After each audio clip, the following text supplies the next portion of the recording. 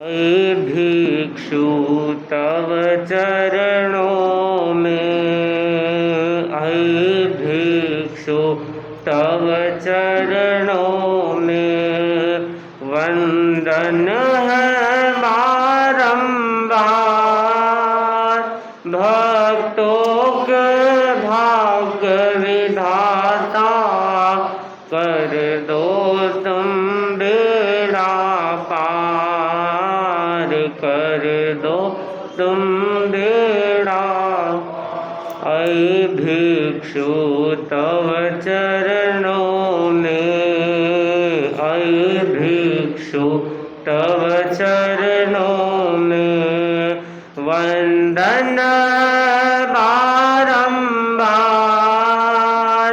भक्तों के भाग्य विधाता कर दो तुम बेड़ा पार, कर दो तुम बेड़ा।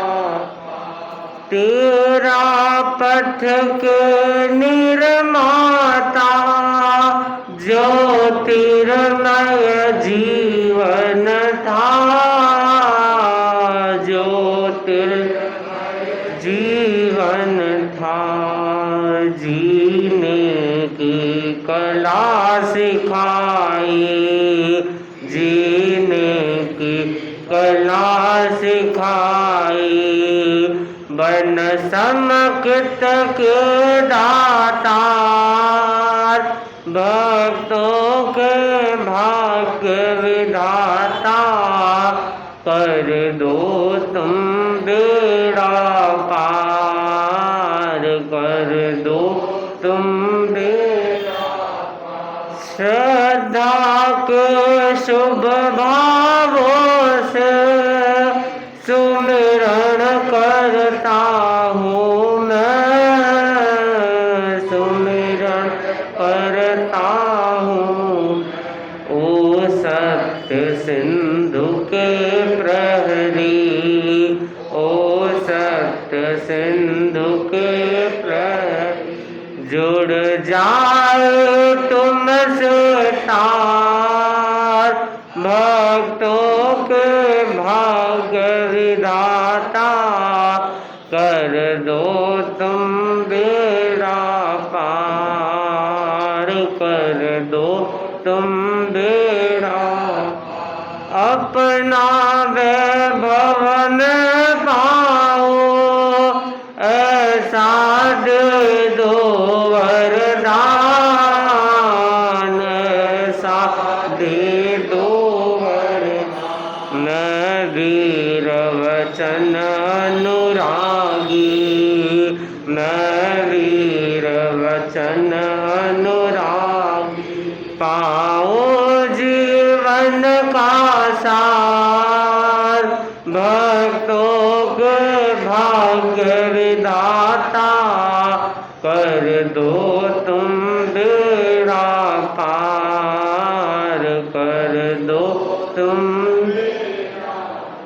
प्रकट थे नभ में रविसम, बादल को चीर दिया, बादल को चीर दिया। मूर्छित मानव में कर दो, मूर्छित मानव में कर दो। नव शक्ति का संचार, भक्तों के भाग्य विधाता कर दो तुम बेड़ा पार, कर दो तुम बेड़ा। कष्टों की रातों में भी तेरा आश्रय है, तेरा ही आश्रय। घट घट में तुम बस जाओ, घट घट में तुम बस जाओ। कर दो सबका उद्धार, भक्तों के भाग्य विधाता कर दो तुम बेड़ा पार, कर दो तुम बेड़ा। ऐ भिक्षु तव चरणों में, ऐ भिक्षु तव चरणों वंदन है बारंबार। भक्तों के भाग्य विधाता, कर दो तुम बेड़ा पार, कर दो तुम बेड़ा पार। तपस्वी आचार्य श्री महासमन जी पावन चरणों कोटि कोटि वंदन। सदैव मुनिश्री के पावन चरण भावरा वंदन। मुनिवृंद उपस्थित समस्त श्रावक श्राविकागण। आगम सूक्त में कहा गया है, समया धम्म मुदा हरे मुनि। मुनि ने समता में धर्म बताया है। तीर्थंकरों ने, ज्ञानियों ने समता में धर्म बताया है। जहाँ समता है वहाँ पर धर्म है, और जहाँ विषमता है वहाँ पर अधर्म है। जहाँ राग और द्वेष प्रबल होते हैं वहाँ पर कर्म बंधन अधिक होता है, और जहाँ राग और द्वेष उपशमित होते हैं, शांत होते हैं, वहाँ कर्म बंधन कम हो जाता है और राग द्वेष क्षय हो जाता है, और उसके बाद तो मोक्ष सामने दिखाई देता है। तो समता बहुत जरूरी है। समता जीव की वह अवस्था है जो चित्त को शांति प्रदान करती है। समता में है तब मन में कोई तनाव नहीं रहेगा, कोई विकल्प नहीं रहेंगे, एकदम समाधि का भाव रहेगा और शांति का भाव रहेगा। और जहाँ समता नहीं होगी वहाँ पर मन उद्विग्न हो जाएगा, व्यग्र हो जाएगा, तनाव में रहेगा, और भी न जाने किन किन परिस्थितियों से मन गुजरेगा। तो समता के भाव को विकसित करने का प्रयत्न करना चाहिए। जहाँ समता नहीं होती है, जहाँ राग द्वेष होता है, वहाँ पर व्यक्ति अपने शांति के वांछित परिणाम को प्राप्त करने से वंचित रह जाता है।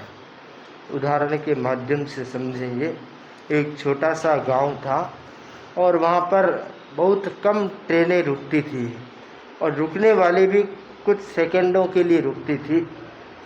एक दिन की बात है, सुबह सुबह उसी गांव से एक व्यक्ति स्टेशन पर आकर बैठा, और जैसे ही ट्रेन आई, सुबह सुबह का समय था, 5 बजे का समय, और वह व्यक्ति और उसके साथ दूसरे यात्री भी ट्रेन के गेट के पास पहुँचे।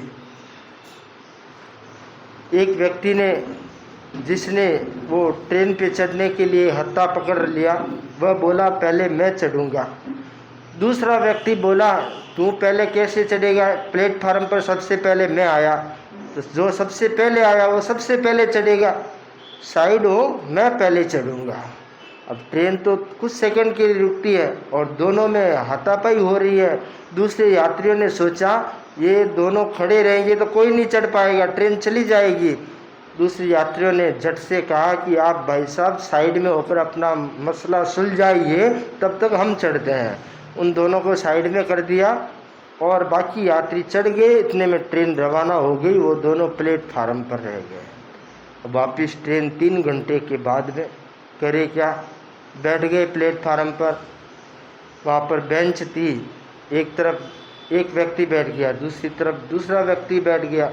अब खाली बैठे कितनी देर बैठे, आखिर टाइम को निकालना भी तो है। तो सोचा परिचय तो करें, कौन क्या है, बात तो करें। तो बात की, भाई तुम कौन हो, कहाँ से आए हो, कहाँ जा रहे हो, क्या काम धाम है, क्या नाम है, तुम्हारा घर कहाँ है, तुम्हारा ननियाल कहाँ है, तुम्हारा ससुराल कहाँ। पुराने लोग सारा खोजबीन कर लेते थे, पूरा इतिहास जान लेते थे। तो बात में बात निकलते निकलते पता चला कि वो दोनों ही मासी के लड़के भाई हैं। पुराने समय में 8-8, 9-9 बहनें होती थी और अलग अलग गांव में ब्याह शादी हुआ है, तो उनके बच्चे कहाँ कभी मिलते नहीं मिलते, साधन इतने नहीं थे, तो परिचय कई बार भूल जाते थे। तो आज परिचय हो गया कि ये तो मासी का लड़का भाई है। अब दोनों बड़े आराम से प्रेम से बातें करने लगे। पहले तो झगड़ा किया, जानते नहीं थे, अब प्रेम से बातें कर रहे हैं। थोड़ी देर बाद ट्रेन आई और दूसरे यात्री भी आ गए और दोनों सबसे पहले गेट पे पहुँचे और अब बोल रहे एक दूसरे को, पहले आप चढ़ो सा, पहले आप चढ़ो सा, मनवार कर रहे हैं। दूसरे यात्रियों ने देखा कि इनकी मनवार में हम नीचे रह जाएंगे। उन्होंने कहा कि आप आपस में मनवार करो, पहले कौन चढ़ेगा तय करो, तब तक हम चढ़ते हैं। बाकी यात्री चढ़ जाते हैं, वो दोनों वहीं रह जाते हैं, ट्रेन चली जाती है। पहले की स्थिति थी वो द्वेष की स्थिति थी और दूसरी जो स्थिति थी वो राग की स्थिति थी। तो जब द्वेष था तब भी ट्रेन में नहीं चढ़ पाए और जब राग था तब भी ट्रेन में नहीं चढ़ पाए। तो मोक्ष जाने वाली ट्रेन में चढ़ना है तो राग और द्वेष दोनों छोड़ना होगा और दोनों छोड़ने का नाम ही समभाव है, समता का भाव है। तो समभाव विकसित होगा तभी व्यक्ति कल्याण की दिशा में आगे बढ़ पाएगा, शांति और निर्वाण की दिशा में आगे बढ़ पाया। तो समभाव का विकास करें। जीवन व्यवहार में हमारी परीक्षाएं होती है, परीक्षा कहाँ होती है?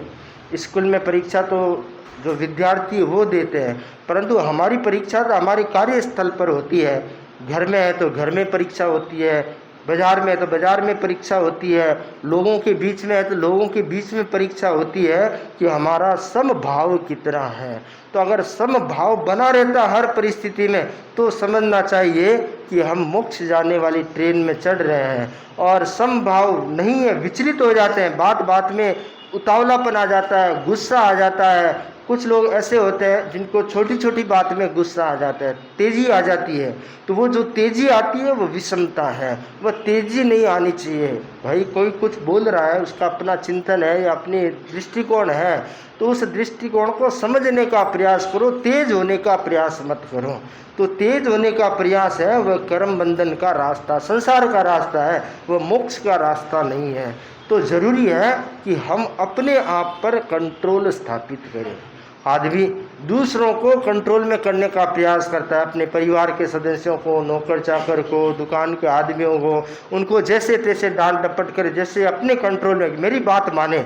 आदमी का ये रवैया रहता है कि मेरी बात सब माने, परंतु अफसोस होता है कि सबकी बात मनवाने में वह स्वयं अपने आप पर कंट्रोल स्थापित नहीं कर पाता, खुद अनकंट्रोल हो जाता है। तो खुद को अनकंट्रोल नहीं होना, खुद पर कंट्रोल रखना है, तो वही समभाव है। तो खुद पर नियंत्रण कैसे रखें, उसके लिए जरूरी है कि साधना करें। हम मनुष्य का जीवन मिला है तो मनुष्य के जीवन में बहुत जरूरी है कि साधना का अभ्यास हो।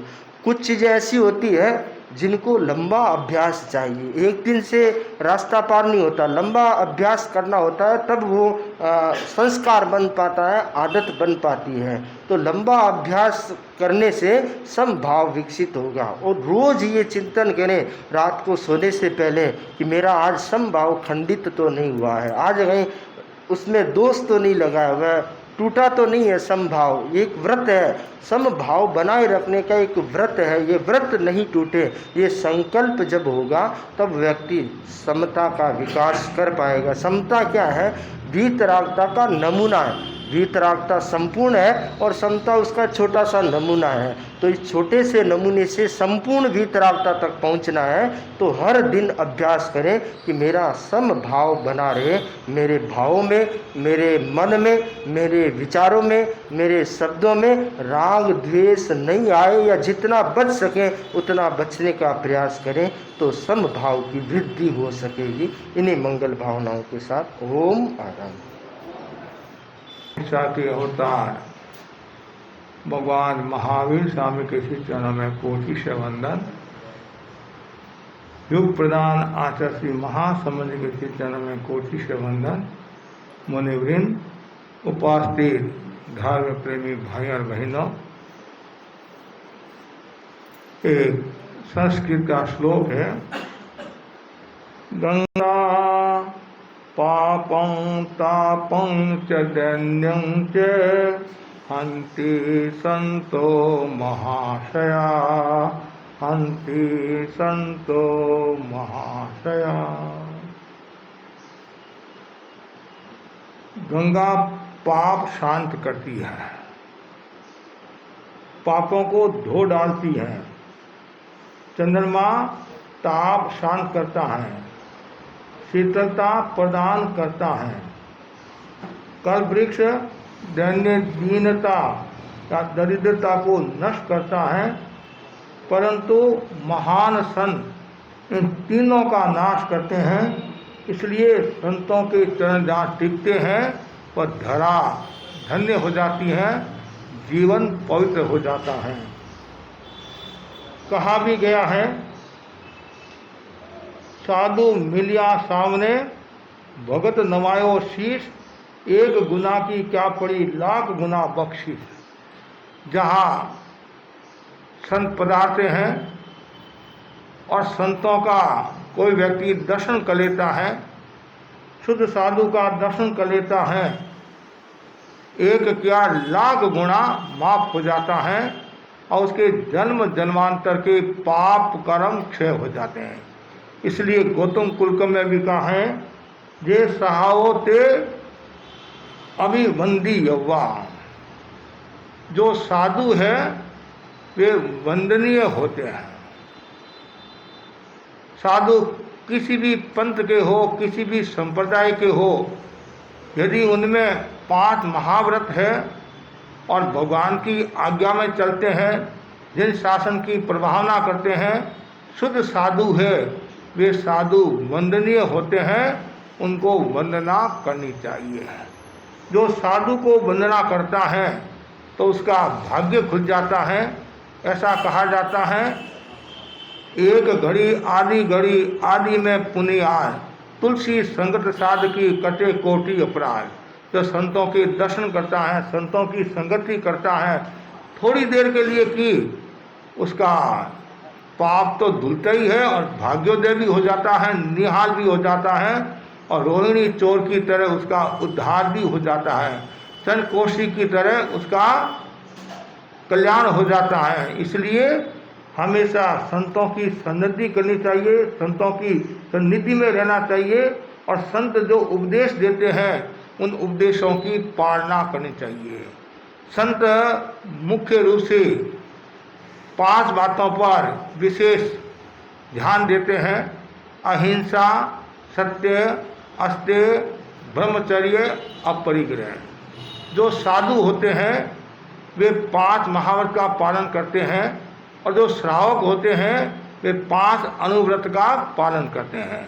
सब साधु बन नहीं सकते हैं, सब सन्यासी बन नहीं सकते हैं, तो गृहस्थ जीवन में रहकर वे 5 अनुव्रत की 12 व्रत की साधना करते हैं। तो जो साधु होता है उनका जो पहला जो नियम है, उन पर विशेष जो बल देता है वह है अहिंसा। अहिंसा का अर्थ है प्राणी मात्र के प्रति संयम रखना। मन से, वचन से, काया से कोई दुष्कृत कार्य नहीं करना, दुष्प्रवृत्ति नहीं करना, उसका नाम है अहिंसा। अहिंसा की साधना बहुत ऊंची साधना होती है, हर व्यक्ति अहिंसा की साधना कर नहीं पाता है। गृहस्थ लोगों के लिए तो बहुत कठिन काम है कि उनके पग पग पर हिंसा है, खाने में भी हिंसा, बोलने में भी हिंसा, चलने में भी हिंसा, कोई प्रवृत्ति करता तो भी हिंसा, पग पग पर हिंसा है। लेकिन श्रावक को भी हिंसा से बचना चाहिए और कम से कम मोटी हिंसा का तो सबको त्याग कर लेना चाहिए।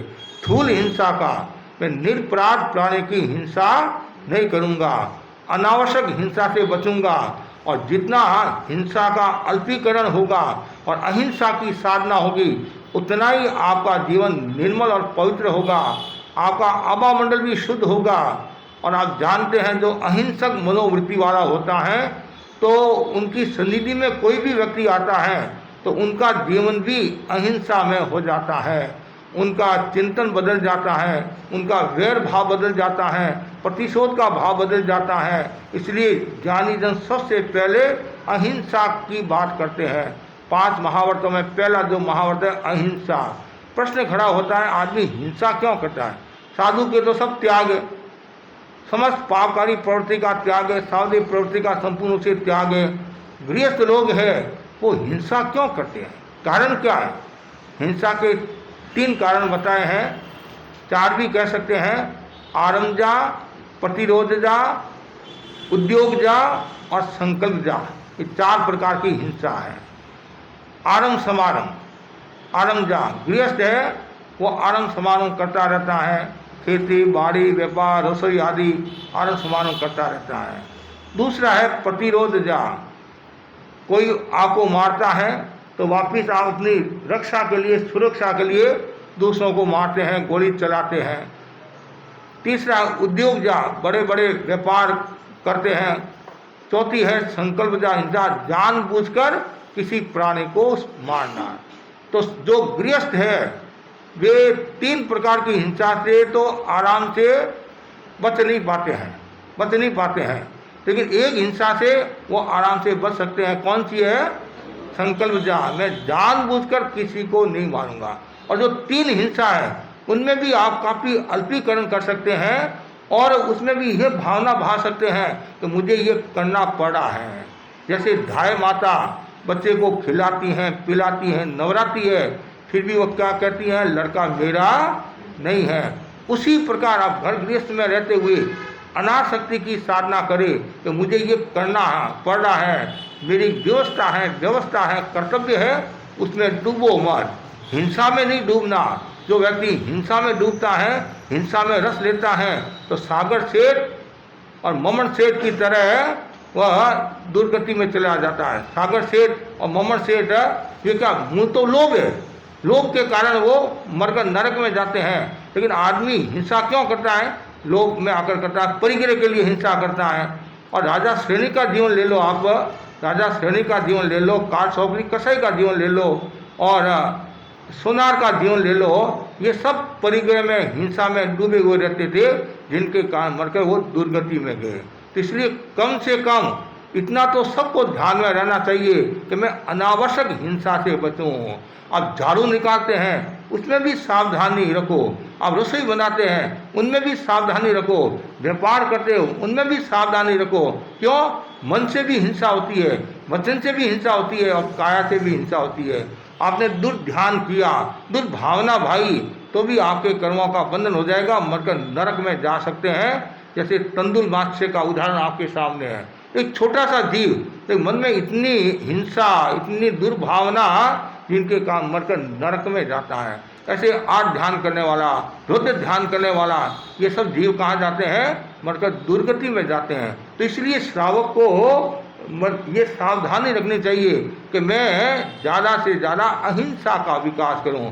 और जितनी ज़्यादा आपके भीतर में अहिंसा होगी तो आपका मन भी स्वस्थ रहेगा, वचन भी स्वस्थ रहेगा, काया भी स्वस्थ रहेगी। और यहाँ तक बताया गया है कि जो अहिंसा की साधना करता है वो आरोग्य को प्राप्त होता है, दीर्घ आयुष्य को प्राप्त होता है, उसका आवामंडल अच्छा होता है और सब लोगों की दृष्टि में वो पूज्य हो जाता है। क्यों हो जाता है? कि ये अहिंसक मनोवृत्ति वाला है। भगवान महावीर अहिंसा के अवतार थे।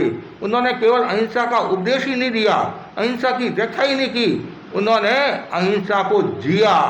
और उनकी सन्निधि में कोई भी प्राणी आया, हिंसक से हिंसक प्राणी आया, वैरी से वैरी प्राणी आया, शत्रु से शत्रु प्राणी आया, लेकिन उनकी सन्निधि में आते ही सारा वैर भाव खत्म हो जाता। कहते नहीं, वहाँ शेर भी आता, बकरी भी आती, सब आते, लेकिन वहाँ आने के बाद सारा माहौल शांत हो जाता, अहिंसक में माहौल हो जाता। क्यों?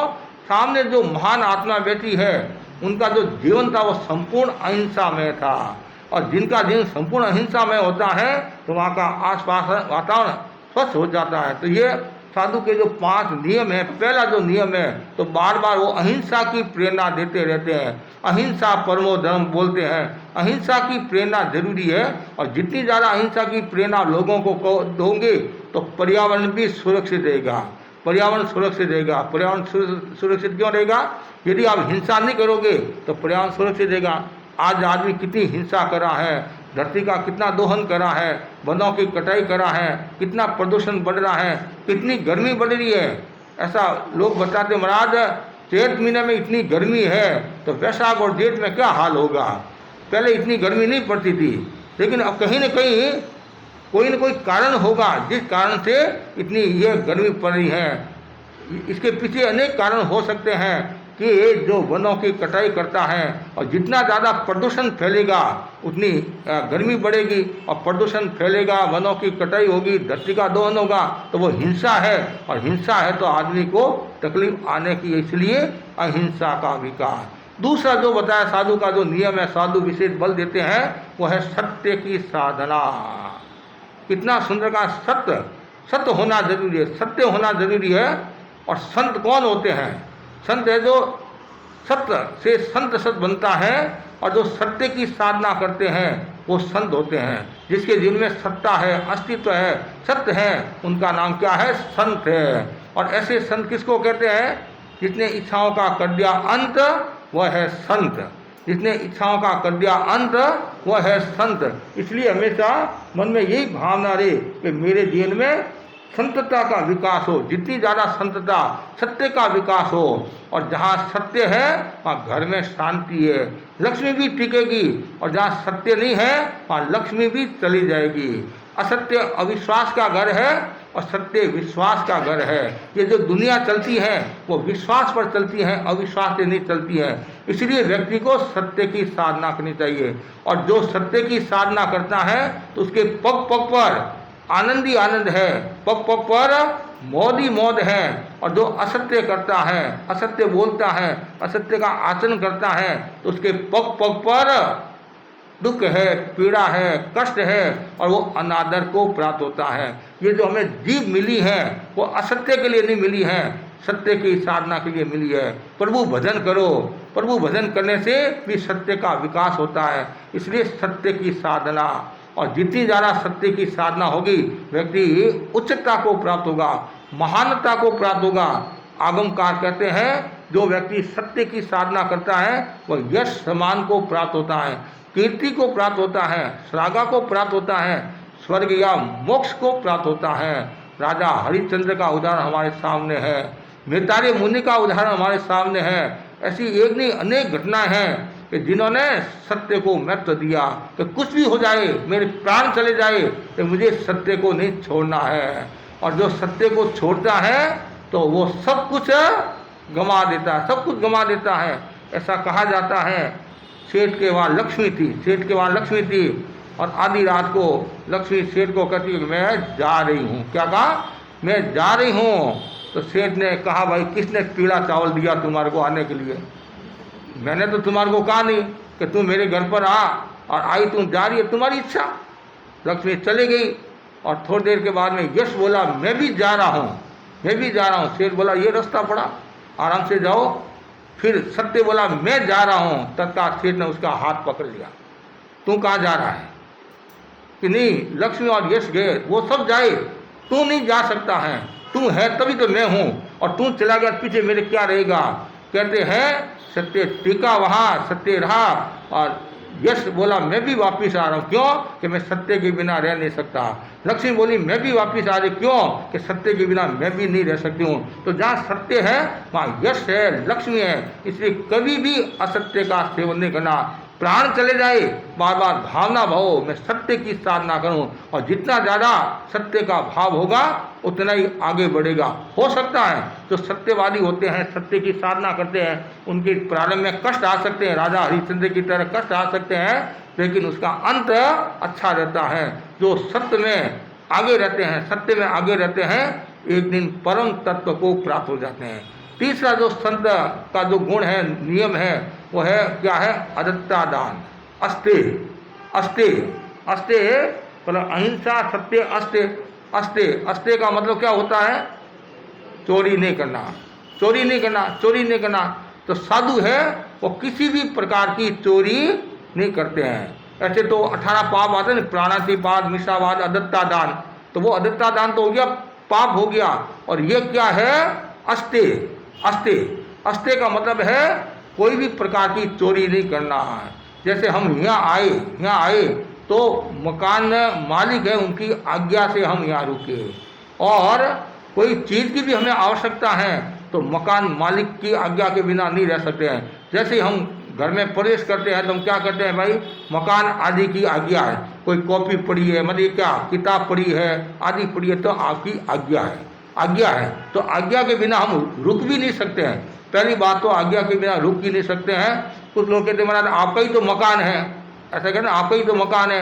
अरे भाई हमारा मकान है तो वापिस खाली क्यों कराते हैं, वापिस खाली क्यों कराते हैं, वापिस खाली कराते हैं महाराज आप कब विहार करे हो, कब विहार करे हो। यदि हमारा मकान है तो आप यही बोलते नहीं है, ये तो व्यवहार की भाषा है, व्यवहार की भाषा है। लेकिन बात यह है हमारा कोई स्वामित्व नहीं है। यदि हमारा स्वामित्व है, जहाँ मोह है, ममता है, तो वहाँ तो फिर कर्मों का बंधन हो जाएगा, परिग्रह हो जाएगा। तो हमारे को कहीं रुकना भी है तो आज्ञा के बिना रुक नहीं सकते हैं। एक पत्थर भी उठाना है, कंकर भी उठाना है, एक तिनका भी उठाना है, तो उसके लिए भी आज्ञा, मतलब मालिक है तो मालिक की आज्ञा, मालिक नहीं है तो क्या बोलते हैं, अनुजाने जस उगऊं, जिस किसी का हो उसकी आज्ञा है। रास्ते में एक कंकर की आवश्यकता होगी तो अनुजाने जस उगऊं, हमारा नियम है। कोई पानी आदि पलटना है, पेशाब आदि पलटना है, तो पहले क्या बोलते हैं, अनुजाने जस उगऊं, जिस किसी की हो उसकी आज्ञा है, आज्ञा है। कल कोई लड़ाई झगड़ा न हो जाए, कोई असमाधि पैदा न करे, कोई और कुछ नहीं हो जाए, तो हमारा सारा नियम है बिना दी हुई वस्तु हम लेते नहीं, जबरदस्ती नहीं लेते हैं। और उनकी आज्ञा होती है, उनकी भावना होती है, उनकी इच्छा होती है तो ही हम स्वीकार करेंगे, नहीं तो स्वीकार नहीं करेंगे। हमारे नियम के अनुसार है, नियम के अनुसार है। तो इसलिए ये सावधानी रखने से तो हम विहार करते हैं, रास्ते में लोग आते हैं, रुपया देते हैं, पैसा देते, वो अपनी इच्छा से ही देते हैं, लेकिन वो हम लेते नहीं। क्यों? हमने रुपया का त्याग कर दिया, परिग्रह का त्याग कर दिया है। इसलिए तो यह अदत्ता दान वीरमन व्रत है और अस्ते की साधना बहुत ऊंची साधना है। चोरी यदि कोई करता है तो बहुत बड़ा पाप है, एक कलंक है, एक कलंक है। और चोरी करने वाले की इज्जत भी जाती है, और जो बड़े प्रतिष्ठित जो परिवार होते हैं उनके दाग लग जाता है। और लोग भी क्या कहते हैं कि महाराज ध्यान रखना ये चोर है। कभी कभी बहनें भी आपस में महाराज सावधानी रखना ये कोई चीज़ उठा कर ले नहीं चली जाए। कुछ औरतों की, आदमियों की आदत होती है, आदत के वो लाचारी होते हैं, क्योंकि उनके घर में कोई कमी नहीं है, उनके घर में कोई कमी नहीं है, फिर भी एक चूड़ी लेने के लिए जाती, बहनें चूड़ी लेने के लिए जाती है तो कोई न कोई एक पिन है आदि है, वो मालिक इधर देखता है, दुकानदार वो इधर देखकर जेब में डाल देती है।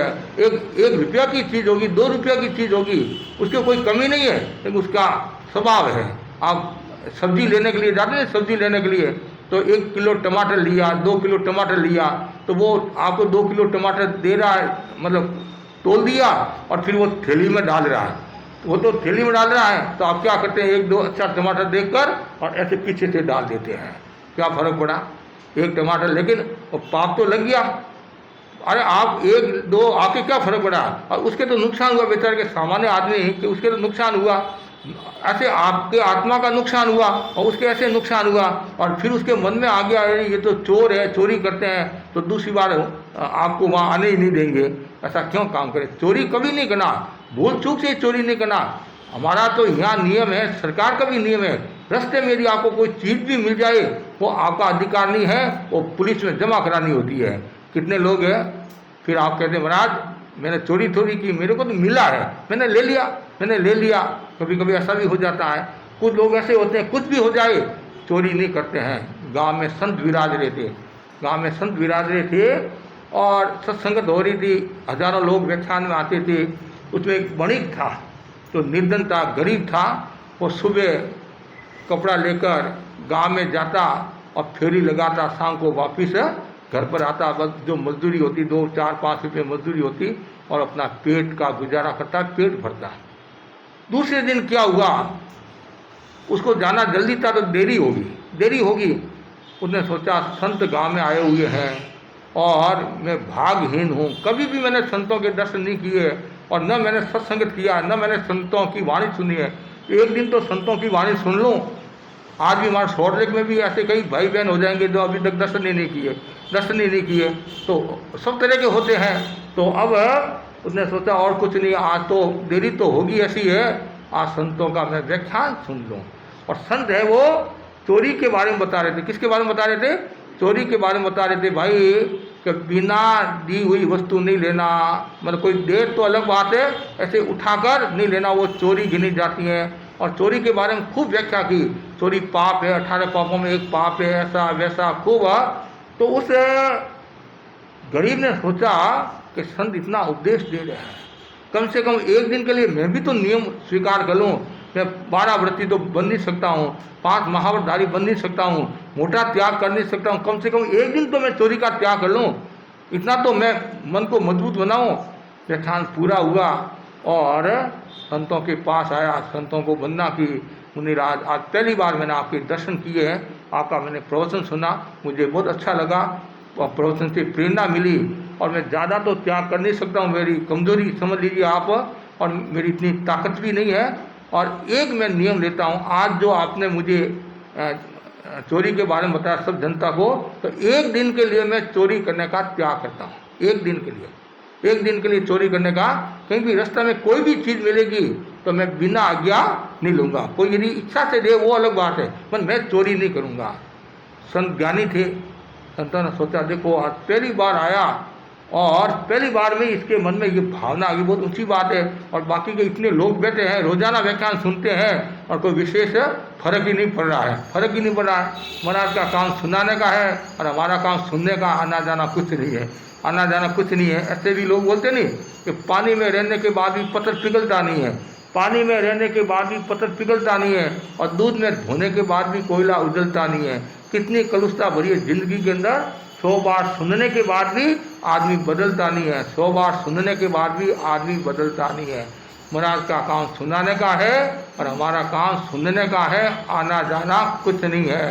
पंचरा वचन सिर माते, पड़नाला तो यही गिरेगा।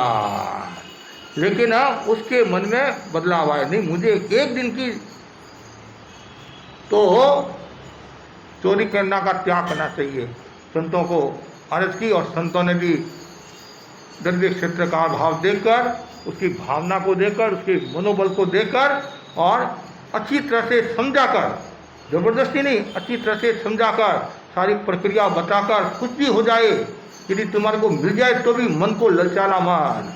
ठीक है महाराज, एक दिन के लिए मैं आपकी साक्षी से, भगवान की साक्षी से चोरी करने का त्याग करता हूँ। त्याग कर दिया, घर आ गया। पुराने समय में देश चिंता के लिए लोग बाहर लैट्रिन जाते थे, बाहर जाते थे। आज का रूप दूसरा है, उस समय का रूप दूसरा था। तो बाहर गया और देश चिंता निवृत्त होने के बाद में लोटा को मांजना, पहले उस समय लोटा खूब मांजते थे। ऐसे लोटा को मांजने का एक रिवाज था, तो वो लोटा को मांज रहा है, रेत खूब थी वहाँ और मांज रहा है। करते करते अंधेरा हो गया थोड़ा, और ऐसे खोदता है तो कोई टकरा, हाथ से कोई टक्कर हुई, हाथ लगा, कोई अंदर कोई चीज़ होगी। उन्हें क्या बात है, अंदर क्या है?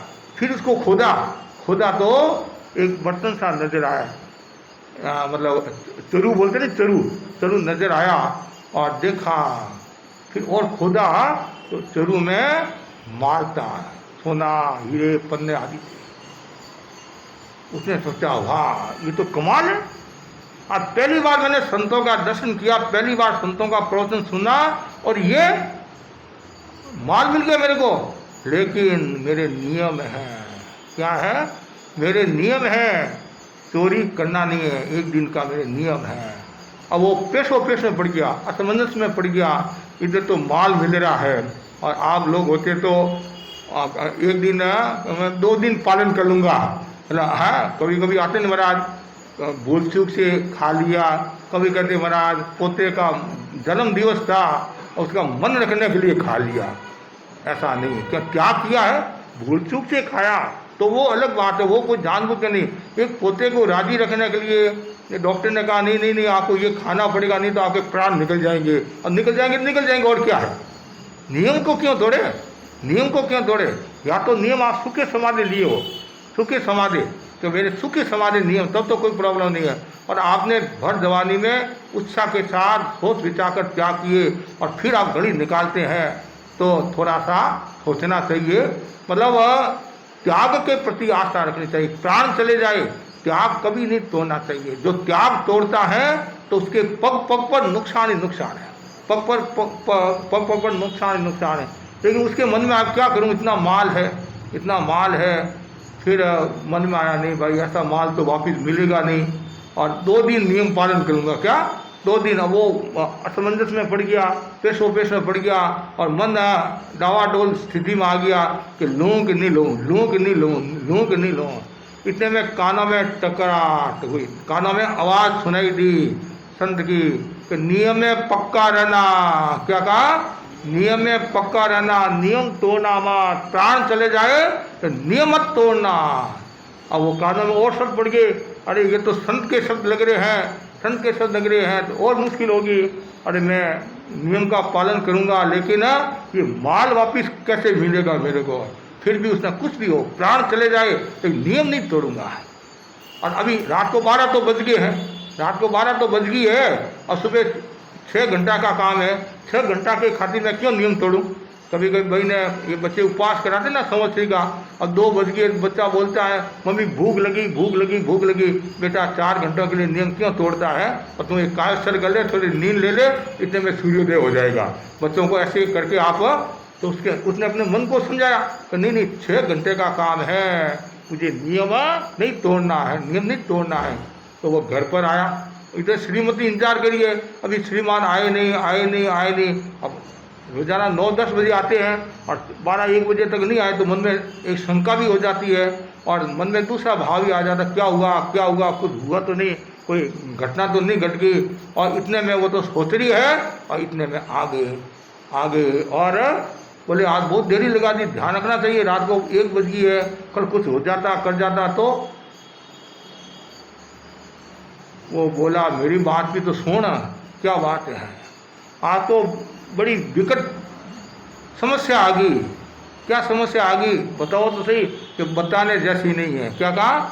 बताने जैसी नहीं है। अब हम किसी को मना करते नहीं तो और आकर्षण नहीं, बोलता तो कुछ नहीं है, अब ये बात क्या नहीं बताना पड़ेगा। अब मेरे से बात छिपाते हो, मैं तो आपकी धर्मपत्नी हूँ, मैं कोई दूसरों को थोड़ी करते हूँ। नहीं तुम्हारे जैसी बात नहीं है, नहीं बताना पड़ेगा। और ऐसे करते करते वो खूब मनवारे चल रही है, और नहीं बताना। अरे कोई सुनने वाला नहीं है, कोई देखने वाला नहीं है, क्या बात हुई है बता दो। तो उसने सारी बात बता दी। श्रीमती बोली आप ही मूर्ख पागल आदमी हो, गरीब तो है और इतना माल लेकर आ जाते, 2 दिन नियम पाल लेते, महाराज को कहते थे महाराज भूल से हो गया है, ऐसा हो गया है, प्रायश्चित लेकर शुद्ध हो जाते हैं। पर नहीं, मेरे कानों में स्वर पड़े कि तू नियम को मत तोड़ना। तो ठीक है, कोई बात नहीं, आपके नियम मेरे तो नियम है नहीं है, आपके नियम मेरे तो नियम नहीं है। कभी कभी प्रभावना लेने के लिए जाते नहीं, या कोई फंक्शन में गए, कोई प्रभावना दे रहे हैं, तो बिननी मारे त्याग है, थारे त्याग को नहीं, तू खुली है, तू खुली है। हाँ मतलब ये तो एक तरह का समर्थन हो गया। और लेना तो वो ले, लेकिन आप क्यों बोलते हो? एक भाई को मैंने कहा आप तो इतने श्रावक जोरदार हो और आप नारियल ले रहे हो कि मेरे त्याग नहीं है, श्रीमती के त्याग है, श्रीमती के त्याग है। तो वैसे ही वो बोली आपके त्याग है, मेरे तो त्याग नहीं, मैं तो खुली हूँ। और वो जाने लगी और उसने अपनी पत्नी का हाथ पकड़ लिया, कहाँ जा रही हो? 1:30-2 बजे का समय, अकेली जा रही हो, कल कुछ हो गया तो, कोई भूतनी लगी तो और मुश्किल हो जाएगी, और कुछ हो गया तो मुश्किल हो जाएगी। नहीं मैं जाऊँगी। शांति रख। यदि हमारा योग होगा तो कुछ भी हो सकता है। अब उधर क्या है, चोर चोरी करने के लिए जा रहे थे, पास वाले घर में चोर चोरी करने के लिए जा रहे थे, और वो आपस में मुनवार करे, बातचीत करे हैं, और धन की बात करे, ऐसा सब बताया। चोरों ने सोचा इतनी क्यों मेहनत करी, यहाँ तो उनको क्यों तकलीफ दे बेचारों को, है उनका धन जाएगा, उनको दुख होगा, पीड़ा होगी, ये तो सहज ही मिल रहा है। इसने सब बता दिया कि भाई नदी के किनारे को पीपल का पेड़ है, पेड़ के नीचे खड्डा खोदकर और ऐसा वैसा सब माल है। वापिस उसने खड्डा बंद कर दिया है और चिन्ह कर लिया, उसने चिन्ह भी कर लिया था, सब कुछ कर दिया। तो चलो वहाँ, तो वो वहाँ आते हैं चोर, और सब पता था। और जैसे वो खोदते हैं, और वहाँ क्या था, यक्ष देवता, 4 प्रकार के देवता होते नहीं, बाणमित्र, भवनपति, बाणमित्र, ज्योतिष और विमानी। तो बाणमित्र यक्ष देवता वहाँ थे। यक्ष देवता ने सोचा कि देखो ये धन चोरों का नहीं है, ये धन तो उसका हो गया। किसका? चोर का धन, ये गरीब आदमी का धन हो गया है। क्यों? उसने नियम लिया, और नियम लिया, उसको मिला, उसने नियम को तोड़ा नहीं। एक दिन का नियम, तो मैं तो चोरों को दूंगा नहीं, और ये धन तो उनके नाम है। लेकिन कैसे हो सकता है तो यक्ष के पास में वो तो वैकृत शरीर होता है, वो कुछ भी कर सकते हैं देवता। तो उन्होंने क्या किया, जैसे वो आए चोर और खोदने लगे, इतने में क्या होता है, यक्ष ने क्या किया, वो जो सोने की चीजें थी नी, तो सब बिच्छू क्या कर दिए, सब बिच्छू अंदर डाल दिए, बना दिए, बिच्छू बना दिए, और पूरा का पूरा बर्तन बिच्छुओं से भर दिया, बिच्छुओं से भर दिया। देवता है वो तो कुछ भी कर सकते हैं। और इधर ये दोनों तीन चोर थे और खाड़ा खोदा, अरे हाँ माल है वास्तव में, चोरू दिख रहा है, और ढक्कन खोला, अंदर हाथ डाला और बिच्छू ने डंक मारा, इतना जोर से डंक मारा और एकदम कड़ा करने लग गया, रोने लगे, और सब रोने लगे। तो अब चोरों के मन में क्या, उसने मेरे साथ में धोखा किया, वो बेईमान आदमी है, बेईमान है, उसको चमत्कार दिखाना चाहिए, उनके घर में जितने सदस्य हैं उन सबको बिच्छू खाना चाहिए। तो क्या करे, वो पूरा पूरा जो चोरू था भरा हुआ, वो कहाँ लेकर आते हैं, उसके घर में लेकर आते हैं, और बाहर खड़े हैं और आंगन था और ऊपर से ऐसे डालते हैं, और जोरदार धमाका हुआ। कभी कभी धमाका होता है, अरे बम का आदि से धमाका हुआ तो वो अंदर कमरे में सोए हुए थे कि क्या किसकी आवाज़ आ रही है। बाहर आकर देखते हैं तो वो बिच्छू थे, वापिस सब वो हीरे पन्ने सोने आदि में परिणत हो गए। जैसे परिणत हुए और देखा ये क्या, श्रीमती भी देखती रहेगी, तब वो उसने कहा ये सब नियम का प्रताप है, संतों के पास मैंने नियम लिया, एक दिन चोरी का मैंने त्याग किया, उसका ये परिणाम है। तो उसके मन में आया, एक दिन मैंने चोरी का त्याग किया जिसका इतना फायदा है, तो मैं जिंदगी भर के लिए चोरी का त्याग कर लूँ तो मैं न्याल हो जाऊंगा, मालो माल हो जाऊंगा, और मेरे कर्मों का बंधन भी नहीं होगा, घर में शांति रहेगी।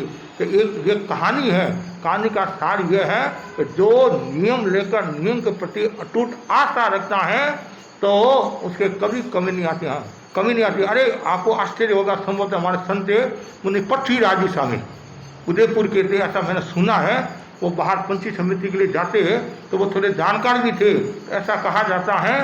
वो पारस पत्थर होता है ना, पारस पत्थर, और उनको नजर आया, एक दिन दो दिन तीन दिन नजर आया, फिर चौथे दिन तो नजर नहीं आया।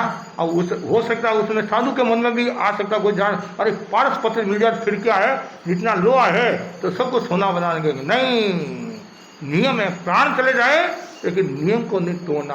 और रास्ते में बढ़िया से बढ़िया चीज मिल सकती है, हीरा पन्ना भी मिल सकता है, लेकिन साधु का नियम है प्राण चले जाए लेकिन चोरी नहीं करना, चोरी नहीं करना। तो ये तीसरा नियम है। तो संत चोरी नहीं करने की प्रेरणा देते, चोरी नहीं करना चाहिए और अस्तेय की साधना करनी चाहिए। चौथा जो संतों का जो नियम है और बल देते हैं, ब्रह्मचर्य, ब्रह्मचर्य की साधना करना। किसकी साधना? ब्रह्मचर्य, दुराचार से बचकर रहना, सदाचार की साधना करना। और सदाचार की साधना में 5 इंद्रियों का संयम जरूरी है। किसका? 5 इंद्रियों का संयम जरूरी है। खाने में, बोलने में, सुनने में, सूंघने में, स्पर्श में इनका संयम करना। और जितना ज़्यादा संयम होगा उतना ही उसका विकास होगा।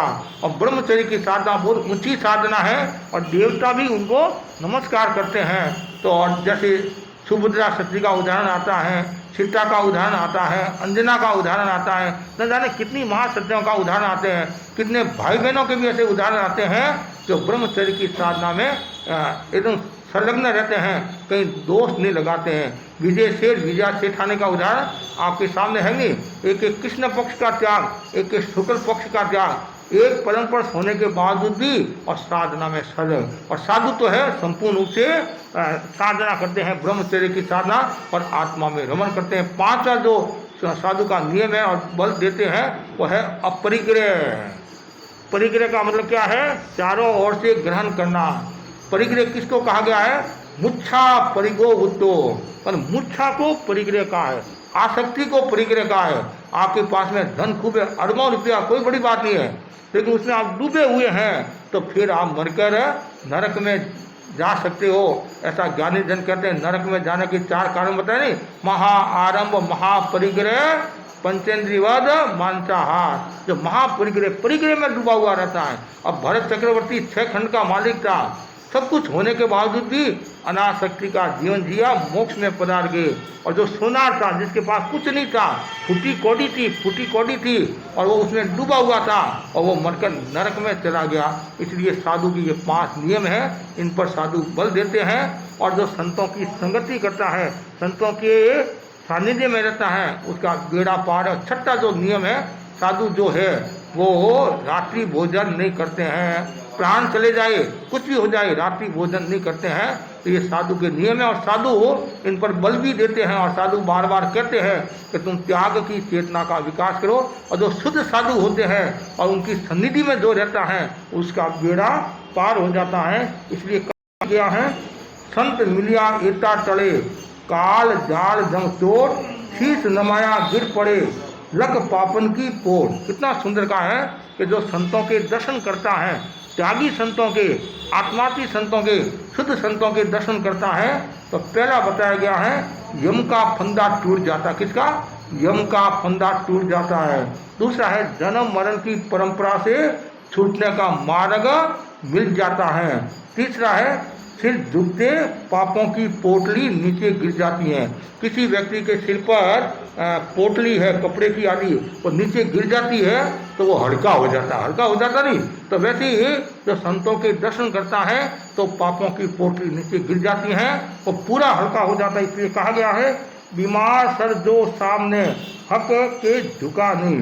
जो आदमी संतों के सामने नहीं झुकता है तो एक तरह से बीमार है, और जो झुक गया उसकी बीमारी दूर हो जाती है। तो कुल मिलाकर इतने आपको मैं कहना चाहता हूँ, तो जो संत की सेवा करता है, संतों की सन्निधि में रहता है, तो उसका कल्याण हो जाता है। तो मैंने आपको कहा था नहीं, संत जो शब्द है वो सत्य से बना है। सत्य की सत्ता हो वह संत है। क्या है? सत्य की सत्ता हो वह संत है। तो संत का बहुत बड़ा महत्व है, और संत बार बार सबको जीवन जीने की प्रेरणा देते हैं, अच्छे मार्ग पर चलने की प्रेरणा देते हैं और सही मार्ग पर चलने की प्रेरणा देते हैं। संतों के कोई स्वार्थ नहीं होता है, केवल परमार्थ की चेतना का विकास करते हैं, निष्काम भाव से और संघ की सेवा करते हैं, मानवता की सेवा करते हैं। और जो संत स्वार्थी है तो वास्तव में वो संत नहीं है। ऐसे स्वार्थ अच्छा है, स्वार्थ का मतलब क्या होता है? स्व के लिए जीना। लेकिन यहाँ बताया गया है स्वार्थ का जो दूसरा अर्थ है, जो अपने स्वार्थ के खातिर दूसरों के सुखों का हनन करता है, वो स्वार्थ खतरनाक होता है। जो अपने लिए करता, किसी को तकलीफ देकर नहीं, अपने लिए करता कोई प्रॉब्लम नहीं है। जो अपने सुख के खातिर दूसरों के सुखों का हनन करता है वो स्वार्थ खतरनाक होता है। तो संत है वो हमेशा परमार्थ की चेतना को जगाने वाले होते हैं और पतितों को पावन करते हैं और आत्मा का ध्यान रखते हैं। ऐसे साधुओं की संगति करना अपने आप में श्रेष्ठ है। ये सहावो ते अभिवंदी यव्वा, वो सुंदर है। जो साधु है, महात्मा है, वे अभिवंदनीय है, वंदनीय है। तो साधुओं को हमेशा वंदना करनी चाहिए। जब भी संत महात्मा मिले, शुद्ध त्यागी संत मिले, तत्काल हाथ ऐसे हो जाना चाहिए। और संतों के दर्शन में फायदा ही फायदा है। लास्ट में इतना ही है, संत दर्शन भाग्य का संत दर्शन भाग्य का दिल से दिल को जोड़ने का तार है, दिल से दिल को जोड़ने का तार है। संत दर्शन भाग्य का उपहार है। संत दर्शन, संतों का दर्शन एक उपहार है। इसलिए ज़्यादा से ज़्यादा संतों की सेवा करनी चाहिए, आराधना करनी चाहिए। इसी आशा के साथ ओम आराम।